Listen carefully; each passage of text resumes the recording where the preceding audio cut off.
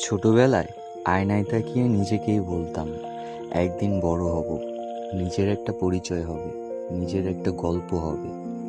তখন পৃথিবীটা অনেক সহজ ছিল, স্বপ্নগুলো ছিল বড়, কিন্তু ভয় ছিল খুব ছোট্ট।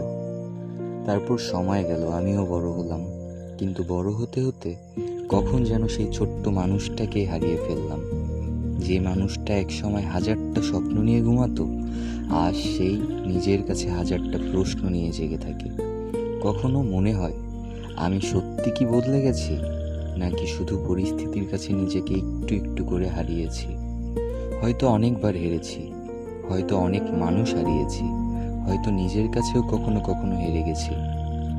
কিন্তু একটা কথা আমি জানি, আমি যতবারই ভেঙে পড়ি না কেন, যতবারই পথ হারাই না কেন, একদিন আবার উঠে দাঁড়াবো। কারণ আমার গল্পটা এখনো শেষ হয়নি। আমি হয়তো আজ হারিয়ে আছি, কিন্তু চিরদিন হারিয়ে থাকবো না।